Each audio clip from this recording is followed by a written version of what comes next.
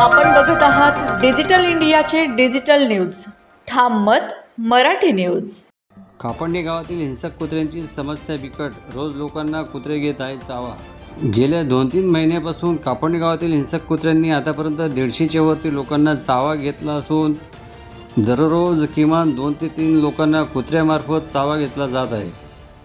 कापडणे गावात 1.5 महिन्यापूर्वी 8 वर्षाच्या चिमुकलेल्या हिंसक कुत्र्याने चावल्यामुळे त्याची प्रकृती अत्यंत खराब झाली होती. त्या दिवसापासून आतापर्यंत कापडणे गावात बऱ्याच लोकांना गावातील हिंसक कुत्र्यांनी चावा घेतलेला आहे. त्यांच्यावर वेळोवेळी लोकांनी ग्रामपंचायतच्या निर्देशनात आणून दिले आहे. काल देखील गावातील वृद्ध माणसांना कुत्रं चावल्यामुळे गावातील लोक ग्रामपंचायतीला जाब विचारण्यासाठी ग्रामपंचायतीवर आले होते. ही बाब अत्यंत निंदनीय आहे. ही गेल्या 2-3 महिन्यापासून हा प्रकार चालू असून देखील कुठल्याही प्रकारचं कारवाई होत नाही आणि ग्रामपंचायतीने कारवाई केली तर इतर लोक हस्तक्षेप करतात असे निर्देशनात आले आहेत. ग्रामस्थांनी त्यांना सांगितले की असाच प्रकार जर पुढे असला तर ग्रामपंचायतीवर किंवा जे लोक याबाबतीत हस्तक्षेप करत आहेत त्यांच्यावर आम्ही कायदेशीर गुन्हे दाखल करू. या प्रसंगी नवल अण्णा पाटील, उमेश पाटील, चंदू पाटील, भैया बोरसे, राजेंद्र पाटील भडगावकर, मच्छिंद्र पाटील, जयंत पाटील, मनोहर पाटील व गावातील नागरिक मोठ्या संख्येने उपस्थित होते.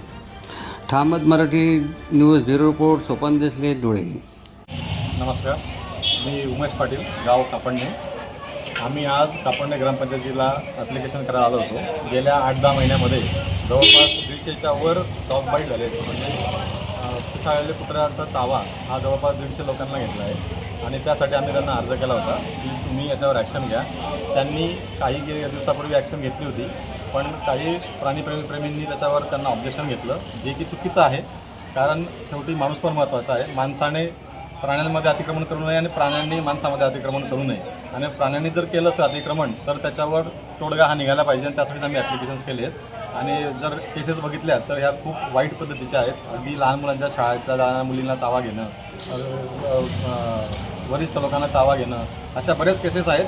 आणि ज्या अशा आहेत की रिकव्हरीला खूप त्रास देणाऱ्या आहेत. तर आमची विनंती आहे ग्रामपंचायतीला की जो तुम्ही कॅम्पेन थांबवला होता तो पुन्हा चालू करावा आणि कुत्र्यांचा ताबडतोब बंदोबस्त करावा. म्हणजे आम्हाला नागरिक लोकांना, कापडण्याच्या नागरिक लोकांना शांततेने आपल्याला जगता येईल. धन्यवाद. महाराष्ट्रातील ताज्या घडामोडींसाठी पाहत रहा ठाम मत मराठी न्यूज. तसेच आमच्या चॅनलला लाईक, शेअर, सबस्क्राईब करायला विसरू नका.